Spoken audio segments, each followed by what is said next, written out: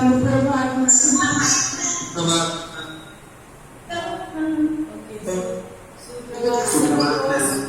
को सुप्रभात। जिसको गुड मॉर्निंग समझना है वो गुड मॉर्निंग, और जिसको सुप्रभात समझना है सुप्रभात। अच्छा, आप ये बताएंगे कि जो कल का पाठ हमने पढ़ा था, कर चले हम फिरा, उसमें आपको कोई भी डाउट कहीं से भी कुछ नहीं रह गया है?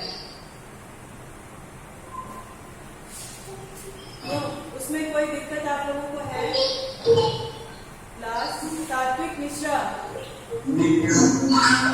आप बताएंगे कि उस पाठ में कोई परेशानी है आप लोगों को?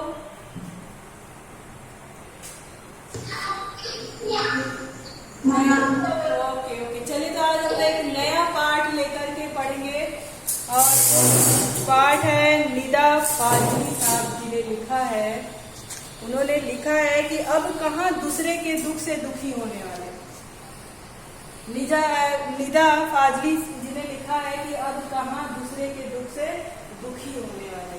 देखिए, अब इस पाठ के अंदर क्या है वो तो हम बाद में जानेंगे, लेकिन एक जनरल से एक कॉमन बात है कि क्या अब का ऐसा वातावरण है कि सभी लोग दूसरों को दुख को देख करके दुखी हो जाते हैं? ऐसा है क्या? बताइए। अच्छा, अभी भी है ऐसा? लेकिन फिर भी इन्होंने लिखा है कि कहाँ दूसरों के दुख से दुखी होने।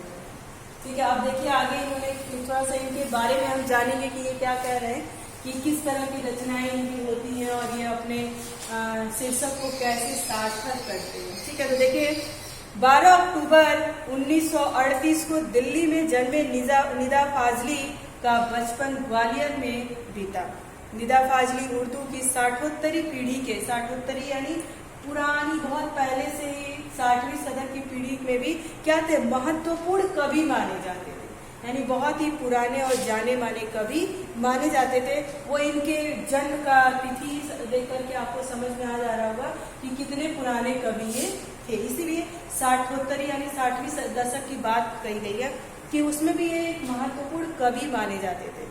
आम बोलचाल की भाषा में और सरलता से किसी के भी दिलो दिमाग में घर कर सकते थे। कहते थे उनकी जो लिखने की भाषा होती थी वो बहुत सरल और आम होती थी, साधारण होती थी, और अपने भाषाओं के, अपने शब्दों के माध्यम से ही ये दूसरों के दिलो दिमाग में बैठ जाती थी। यानी उनकी बातें जो है आसानी से लोगों को समझ में आ जाती थी।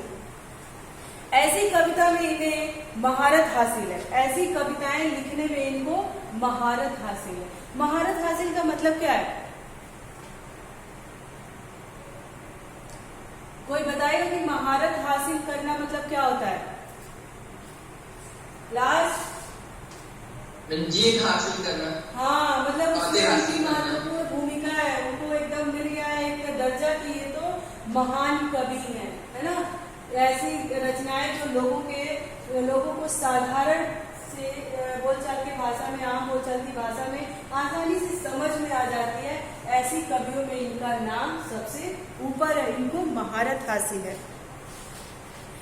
कहते हैं कि निदा फाजली की लफ्ज यानी जो उनकी बोली का पुल नामक कविता की पहली पुस्तक आई थी। लफ्जों का पुल इनकी पहली कविता थी। अंडरलाइन करेंगे इसको और हमेशा याद रखेंगे। पहली कविता आई शायरी की किताब खोया हुआ सा कुछ के लिए। 1999 के साहित्य अकादमी पुरस्कार से सम्मानित निदा फाजली की आत्मकथा का पहला भाग दीवारों के बीच और दूसरा दीवारों के पार। पहला भाग क्या था? दीवारों के बीच, और दूसरा भाग था दीवारों के पार, प्रकाशित हो चुका है। फिल्म उद्योग से संबंध रहे निदा फाजली का निधन 8 फरवरी 2016 को हुआ। यहाँ तमाशा मेरे आगे किताब के संकलित एक प्रस्तुत में है। बहुत दिन तक जिंदा रहे। ये देखिए, ये 1938 में पैदा हुए और मृत्यु इनकी कब हुई थी? 8 फरवरी 2016 में। अब पाठ की जो भूमिका है, इसको लिखने के पीछे इनका उद्देश्य क्या है, जरा ये देखेंगे, उसकी भाव को समझेंगे। कहते हैं कि कुदरत ने धरती पर उन तमाम जीवधारियों के लिए अता फरमाई थी जिन्हें खुद उसी ने जन्म दिया था। लेकिन हुआ यह कि आदमी नाम के कुदरत से सबसे अजीब करिश्मे ने धीरे धीरे पूरी धरती को अपने ही जागीर बना लिया। और अन्य तमाम जीवधारियों को दरबर कर दिया, दर बदर कर दिया। यानी और जो अन्य तमाम तरह के जीवधारी लोग थे, जीवन जिनके अंदर था, उसको दर बदर यहाँ वहां कर दिया, दर बदर कर दिया। इतना भर हुआ होता रहा कि गनीमत लेके आदमी नाम के इस जीव की सब कुछ समेट लेने की भूख यही पूरी नहीं हुई। अब वह अन्य प्राणियों को ही नहीं, खुद अपनी जात को भी बेदखल करने से जरा भी परहेज नहीं करता। आलम यह है, यानी समय यह है कि उसे न तो किसी के सुख दुख की चिंता है, न किसी को सहारा या सहयोग देने की मनसा है। कह रहे कि आलम यह है कि लोग हम अपने ही समान, यानी मनुष्य को भी, एक आम व्यक्ति जो है वो अपने आप में एक दूसरे की शिकायत करता रहता है, मरने मारने पे आमादा रहता है। तो हम ये कह सकते हैं कि ना उनके अंदर किसी दूसरे की सहयोग देने की मनसा रह गई है, मनसा यानी इच्छा और इरादा, है ना, और ना ही ऐसा कोई काम करते हैं। यकीन न आता हो तो इस पाठ को यह पढ़ जाते हुए ऐसे बहुत लोग याद आए जो कभी न कभी किसी न किसी के प्रति वैसा ही बर्ताव। देखिए, इन्होंने अपने पाठ के माध्यम से जो भाव में लिखा है उससे यह स्पष्ट होता है कि सारे लोग तो नहीं, लेकिन कुछ लोग ऐसे हैं कि जिससे ये चरितार्थ, जो ये शीर्षक है, वो चरितार्थ होता है कि अब लोग दूसरों के दुख से दुखी नहीं होते। इसलिए उन्होंने लिखा कि अब कहाँ, पहले कुछ था और अब के समय में लोग अब दूसरों के दुख से दुखी नहीं होते। लेकिन इसकी कहानी लेकर के आगे बढ़ते हैं। लगते हैं कि बाइबल के सिलोमोन, जिन्हें कुरान में, है ना, वो जो बाइबल के सिलोमोन है जिन्हें कुरान में सुलोमन कहा गया था, ईसा में 10,025 वर्ष पूर्व एक बादशाह है। कहा गया है कि वह केवल मानव जाति के ही राजा नहीं माने जाते थे। कह रहे हैं कि वो जो सिलोमन की बात की गई है वो केवल मानव जाति के ही राजा नहीं माने जाते थे, लेकिन हुआ यह, माने नहीं जाते थे, सारे छोटे बड़े पशु पक्षियों के भी हाकिम थे। कह रहे हैं कि वो किसी मनुष्य के ही राजा नहीं माने जाते थे, क्योंकि वो जितने भी जीव जंतु थे, जितने भी पशु पक्षी थे, वो सबके हाकिम थे, यानी सबके डॉक्टर थे। हाकिम मतलब होता है वैद्य, डॉक्टर, चिकित्सक, ठीक है। वह इन सबकी भाषा भी जानते थे। एक दफा मतलब होता है एक दिन, एक समय। एक दफा सुलेमान अपने लश्कर के साथ एक छोटे रास्ते से गुजर रहे थे। रास्ते में कुछ चोटियों ने घोड़े की टापों, अच्छा, घोड़े की टाप का क्या मतलब है? क्लास, घोड़े की टाप, घोड़े की पैर की आवाज। हाँ, जब घोड़ा चलता है तो टप टप की आवाज आती है, उसी के जो पैर रखने की, कदम रखने की जो ध्वनि होती है उसको टाप कहा गया। तो कह रहे हैं कि रास्ते में कुछ चींटियों ने घोड़े की टापों की आवाज सुनी तो डर कर एक दूसरे से कहा, आप जल्दी से अपने अपने दिलों में चलो, फौज आ रही है ना, फौज आ रही है। सुलेमान उनकी बातें सुनकर थोड़ी दूर पर रुक गए और चींटियों से बोले, घबराओ नहीं, सुलेमान को खुदा ने सबका रखवाला बनाया है, मैं किसी के लिए मुसीबत नहीं हूँ, सबके लिए मोहब्बत हूँ। चींटियों ने उनके लिए ईश्वर से दुआ की और सुलेमान अपनी मंजिल की ओर बढ़े। लेकिन सुलेमान के व्यक्तित्व की बात यहाँ पे की है कि किस प्रकार से वो अन्य जीव जंतुओं की भी रक्षा करते थे और उनकी भाषाओं को समझते थे, है ना। भाषाओं को समझने में उनकी भावनाओं की बात है, उनकी भाषाओं को समझते थे। और वो एक मानव जगत का ही नहीं, और भी जीव जंतुओं के भी क्या थे? हाकिम थे, डॉक्टर थे, वैद्य थे, यानी उनकी रक्षा करने वाले थे, उनके लिए वो सब कुछ थे। तो जब वो अपने घोड़ों की टापों की आवाज सुनकर के चींटियों ने कहा, अरे जल्दी जल्दी भागो क्योंकि फौज आ रही है, तो सुलेमान ने तुरंत इस चीज को भाप लिया और सुना, और उन्होंने कुछ दूर पहले ही अपने घोड़ों को रोक दिया, अपने फौज को रोक दिया और कहा कि डरो मत, मैं तुम्हें मारने नहीं, मैं बचाने आया हूं। मुझे ईश्वर ने भेजा है सारे जीव जंतु के रक्षा के लिए। तो लेखक कहीं न कहीं अपने इस लेख से ये बताना चाहते हैं कि अब वो सुलेमान इस धरती जगत पर नहीं है ना। कह रहे कि उस तरह का सुलेमान अब दोबारा शायद नहीं आया, पूरा 100% श्योर होकर तो नहीं कहेंगे, लेकिन शायद संभवतः नहीं आया। कह रहे ऐसी एक घटना का जिक्र सिंधी भाषा के महाकवि शेख अयाज ने अपनी आत्मकथा में किया है। उन्होंने लिखा है कि एक दिन उनके पिता कुएं में नहाकर लौटे, माँ ने भोजन परोसा, उन्होंने जैसे ही रोटी का कौर तोड़ा, उनकी नजर अपने बाजू पर पड़ी, बाजू यानी अपनी बाहों पर पड़ी। वही एक काला चिमटा रेंग रहा था, एक चींटा वहां पर रेंग रहा था। वह भोजन छोड़कर उठ खड़े हुए। माँ ने पूछा क्या बात है, भोजन अच्छा नहीं लगा? शेख अयाज के पिता बोले नहीं, यह बात नहीं है, मैंने एक घर वाले को बेघर कर दिया। कह रहे नहीं ऐसी बात नहीं है, मैंने एक घर वाले को बेघर कर दिया। क्यों? क्योंकि वो कुएं में स्नान कर रहे थे और जब कुएं से बाहर निकले तो उस पे से एक चींटा उनके बाजू पर, उनके हाथ बाहों पर बैठ करके उस कुएं से बाहर आ गया। और जब उनकी माँ ने खाना परोसा तो वो उनकी नजर जो है उनके बाजुओं पर गई, उनके बाहों पर गई, तो उस पर उन्होंने देखा कि एक चींटा रेंग रहा है। तो वो तुरंत उठ खड़े हुए। तो फिर माँ ने व्याकुलता से पूछा क्यों, क्या हुआ, आपको भोजन पसंद नहीं आया क्या? उन्होंने कहा नहीं। वो बहुत दुखी हो गए और उन्होंने कहा नहीं, मैंने आज किसी को बेघर कर दिया। यानी वो चींटा उस कुएं में उसका कहीं न कहीं घर था, वहां पर वो सुरक्षित था और मैं अपने साथ जाने अनजाने उसको बाहर ले आया। अब इसको मैं मान लीजिए फिर कुएं में डालूं तो इसके साथ कोई इसका नुकसान हो सकता है। तो इस प्रकार मैंने एक जीव को उसके घर से क्या कर दिया, अलग कर दिया और बेघर कर दिया। तो यही सब मानसिकता को, यही सब चीजों को देखते हुए उन्होंने लिखा है अपने इस लेख में कि अब वैसी इंसानियत कहाँ है, अब लोग कहाँ दूसरे के दुख से दुखी होते हैं। अब हमारे सामने अगर हमारे हाथ पे अगर कोई चींटा बैठ जाए तो हम जनरली क्या करेंगे, उसको तुरंत यहाँ हाथ से झाड़ देंगे, चाहे वो मरे हो चाहे जिए। और मेरे मन में ये ख्याल कदापि नहीं आएगा कि मैंने इसके घर से इसको बेघर कर दिया। तो उन लोगों की कहानियों को यहाँ पे उन्होंने उजागर किया है और इसी संदर्भ में उन्होंने लिखा है कि अब ऐसा कहा कि लोग दूसरे के दुख से दुखी हो। आई बात समझ में कि लेखक ने ऐसा क्यों लिखा है? तो उन्हीं लोगों की कहानियों को सबको उन्होंने लिखा है। सबको ये नहीं कहा है कि 100 करोड़ जनता है और उसमें से कोई भी दूसरे के दुख से नहीं दुखी होता है। बस उन लोगों की, सुलेमान और ये जो और इनकी जो कहानियां आपके सामने लेकर आए शेख अयाज की, उनके हिसाब से उन्होंने कहा कि अब कहाँ इस तरह की मानसिकता लोगों के अंदर है। हम गाड़ी चलाते हुए जाते हैं, न जाने कितने जीव जंतु हमारे पहिए के नीचे आते हैं, है ना, कितनी चीटी चीटा हमारे जाने अनजाने, हम जान बुझते तो नहीं लेकिन अनजाने में भी उनको मार देते हैं। लेकिन हमारे अंदर कोई ऐसी शक्ति नहीं है कि गाड़ी उनके ऊपर पड़ने से पहले ही हमें ये हो जाए कि मेरे पहिए के नीचे कोई चीटा या चीटी आ रही है। ऐसी शक्ति हमारे अंदर नहीं है ना।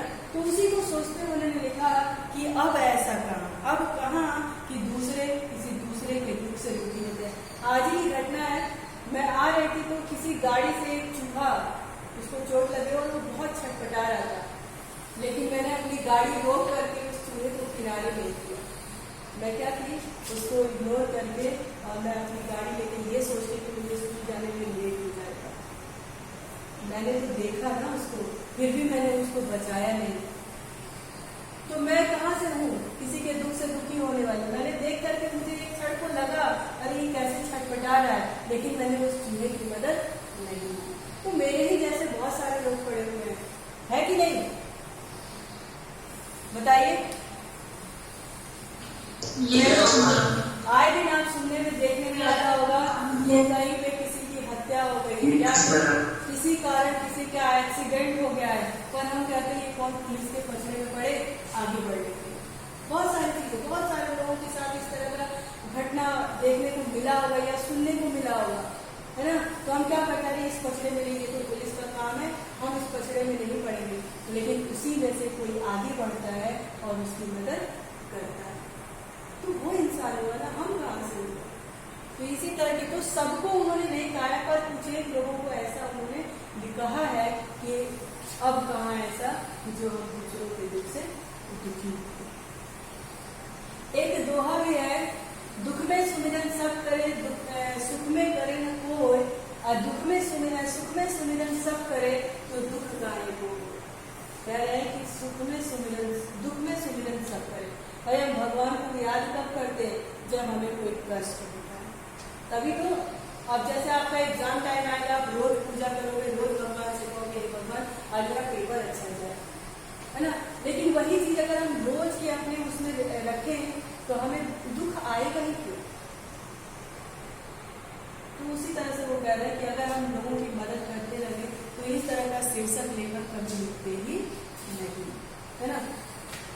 अब देखिए कह रहे हैं कि एक दिन उनके पिता, हाँ हो गया उसमें ना, उनकी नजर अपनी बाजू को पड़ी, वहां एक काला चींटा रेंग रहा था और वह भोजन छोड़कर उठ खड़े हुए। माँ ने पूछा क्या बात है, भोजन अच्छा नहीं किया? शेख अयाज के पिता बोले नहीं यह बात नहीं, मैंने एक घर वाले को बेघर कर दिया है, उस बेघर को कुएं पर उसके घर छोड़ने जा रहा हूँ।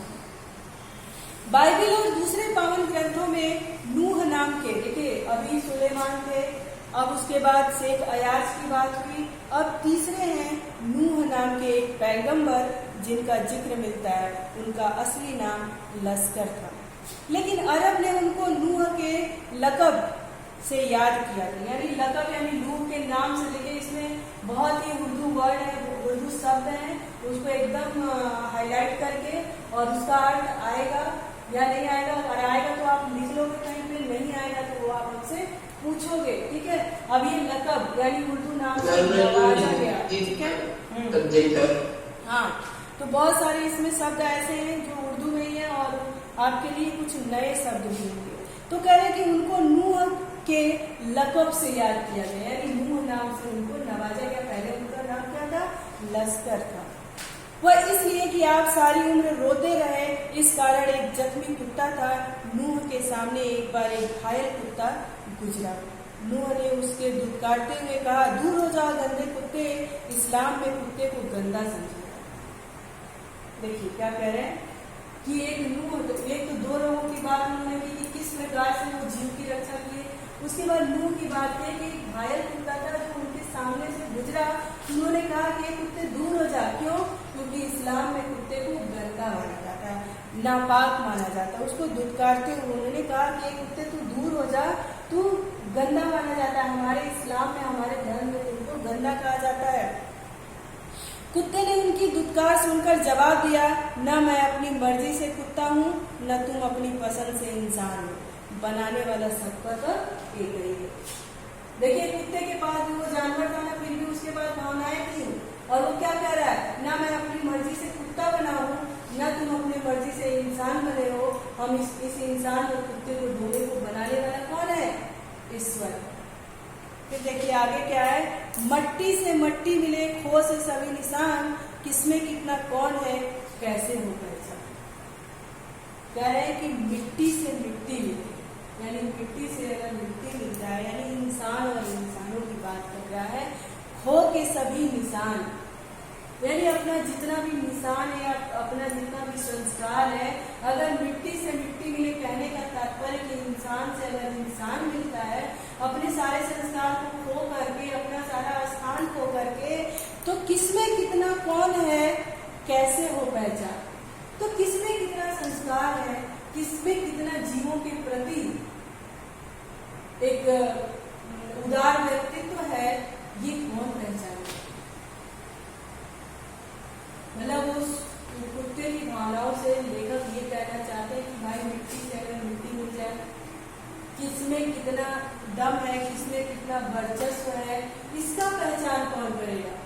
इसका पहचान करने वाला कौन? ईश्वर। फिर कहते हैं कि नूह ने जब इसकी बातें सुनी तो दुखी हो मुद्दत तक रोते रहे। मुद्दत यानी बहुत देर तक, ठीक है। तो कह रहे हैं कि नूह ने जब इस कुत्ते की बात सुनी तो वो बहुत समय तक रोते रहे। महाभारत में युधिष्ठिर का जो अंत तक का निभाता नजर आ रहा है, वह भी प्रतीकात्मक रूप में एक कुत्ता ही था। तब उनको समझ में आया कि महाभारत में जो युधिष्ठिर के साथ गया वो भी कौन था? कुत्ता है। कोई कुत्ता ने एक अपनी भावनाओं को व्यक्त किया कि अगर मिट्टी से मिट्टी मिलता है, खो के सभी निशान, यानी अपने सारे ध्यान ईमान धर्म सब खो करके, तो किसमें कितना कौन है, यानी किसमें कितना आदमी है, किसमें कितना जानवर है, इसकी पहचान कौन करेगा। और अब यही पल नूह की, जब नूह को जब ये बातें समझ में आई तो मुद्दतों तक होते रहे। फिर उसने एक और उदाहरण देकर समझाया कि महाभारत के में युधिष्ठिर के साथ तट पर एकदम उनके साथ अगर स्वर्ग में जाने वाला कोई था तो कौन था? कुत्ता था। तो कैसे आप कह सकते हो कि ये कुत्ता नापाक और ये जो इंसान है वो साफ है? आई बात समझ में? क्यों? Yes ma'am. आई समझ में कि वो कुत्ता और इंसान को जब बनाने वाले एक ही है तो कितना धार्मिक लोग हैं, कितने अधर्मी है, किसके अंदर कितना दया है, या फिर कितना कौन शुद्ध है और कितना कौन नापाक है, कितना अशुद्ध है, इसको पहचानने वाले हम कौन है? हम दोनों को बनाने वाला कौन है? ईश्वर। तो हमारी पहचान तो यही करेगा। फिर कहते हैं दुनिया कैसे वजूद में आई? हाँ बताओ। मैं इसमें लिखा हुआ कि महाभारत में युधिष्ठिर का जो अंत तक आने वाला रहा, हाँ। वह कुत्ता तो कैसे, मतलब कि क्या कहना चाहता है? ये कहना ये चाहता है कि युधिष्ठिर के साथ, यानी इतने धार्मिक प्रवृत्ति का एक व्यक्ति युधिष्ठिर था, उसके साथ भी कौन गया? कुत्ता गया, है ना? और नूह ने कुत्ते को क्या कहा था? हमारे इस्लाम में तुमको नापाक माना जाता है। और युधिष्ठिर के साथ वो कुत्ता गया तो वो कुत्ता समझाना चाहता था कि आप और मैं कौन होते हैं किसी को नापाक और किसी को शुद्ध बताने वाले। क्योंकि युधिष्ठिर के साथ अगर स्वर्ग में कोई गया तो एक कुत्ता ही गया, तो जितने पाप हो गए, जितने पूरे दिल के और जितने पुण्यात्मा युधिष्ठिर थे उतने ही तो वो कुत्ता भी था। तो दोनों ही जब गए वहां पर तो किस प्रकार से, किस बिहार पे, किस संदर्भ में आपने कहा कि तुम मेरे इस्लाम में तुम नापाक माने जाते हैं? यानी मनुष्य और जानवर दोनों तो एक ही यहाँ पे हो गए ना। आया समझ में? आया समझ में? Yes ma'am. और इसमें बहुत सारे शब्द ऐसे हैं जिसको बहुत ही ध्यान से सुनेगा और उसके वो हाईलाइट कर लीजिएगा अपने बुक में, चाहे जिस तरह से, और उसका अर्थ हमेशा ध्यान में रखिएगा। ये आपके 10th में ही नहीं, आपके आगे आने वाले समय में भी आपके लिए बहुत इंपॉर्टेंट रहेगा। फिर कह रहे कि दुनिया कैसे वजूद में आई, यानी इस दुनिया का अस्तित्व कैसे हुआ, पहले क्या थी, किस बिंदु से इसकी यात्रा शुरू हुई। इस प्रश्न का उत्तर विज्ञान अपनी तरह से देता है। लेखक कह रहे हैं कि ये विश्व, ये जो संसार है, ये कैसे अस्तित्व में आया, कैसे इसका वजूद बना, इसका साक्ष्य कौन बताता है? साइंस बताता है। भाई साइंस के द्वारा तो हम ऊपर गए, फिर कैसे हमने धरती पे जीवन शुरू किया, कैसे धरती पहले गर्म थी, यहाँ पे जीव रह ही नहीं पाते थे। ये सारे तो हमने साइंस की भाषा में ही पढ़ा है ना, साइंस से हमें बताता है। वही वो कह रहे हैं कि इसका वजूद क्या था। ये क्या करते हैं? ये तो साइंस जो है, ये जो विज्ञान है, अपनी तरह से हमको देता है। धार्मिक ग्रंथ अपनी तरह से देता है, साइंस अपने हिसाब से बताता है, धर्म अपने हिसाब से बताता है। और संसार की रचना भले ही कैसे भी हुई हो, लेकिन धरती किसी एक की नहीं। कह रहे संसार के लेखक यही कह रहे हैं। ऐसे ही मस्त नूह जैसे लोगों के व्यक्तित्व को चर्चार्थ करते हुए उन्होंने कहा कि संसार चाहे जैसे बनाओ, साइंस इसको अपने तरीके से बताता है कि संसार की सृष्टि ऐसे हुई, सृष्टि की रचना ऐसे हुई। धर्म अपने हिसाब से बताता है कि सृष्टि की रचना ऐसे हुई, लेकिन चाहे जैसे भी हुई। पर ये धरती जितनी किसी इंसान की है, उतनी ही उस पशु पक्षियों का भी अधिकार इस धरती पर है।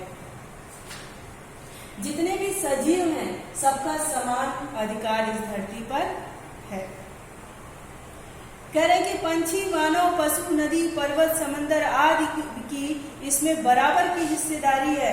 यह और बात है कि इस हिस्सेदारी में मानव जाति ने अपनी बुद्धि की बड़ी से बड़ी दीवारें खड़ी कर दी हैं। पहले पूरा संसार एक परिवार के समान था, अब टुकड़ों में बंटकर एक दूसरे से दूर हो चुका है।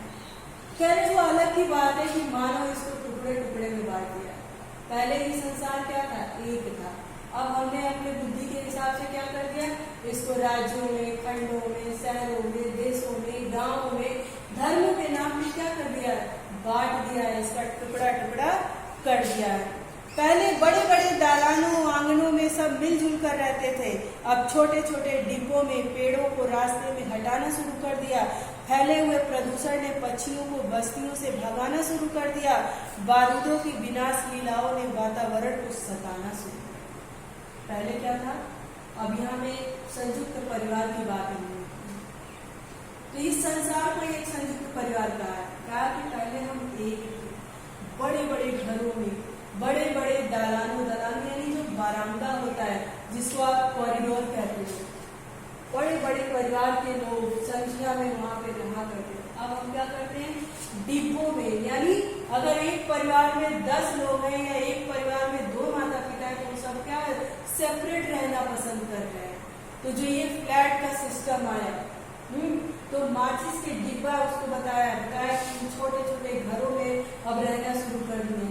तो अगर मान लीजिए कि हमारे धरती पर एक, जैसे क्लासरूम की बात कर लीजिए, इस क्लासरूम में 40 बच्चे आराम से बैठ सकते हैं।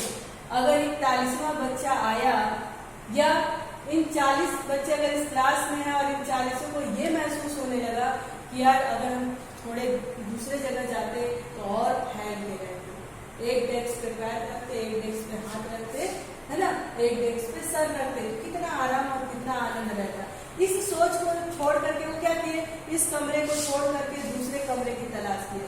अब अगर हमारे पास जमीन नहीं है, मतलब एकदम समतल जमीन नहीं है, तो हमने क्या किया, पेड़ काटना शुरू कर दिया, पहाड़ काटना शुरू कर दिया, बड़ी बड़ी मिसाइलों से पहाड़ों को उड़ाना शुरू कर दिया।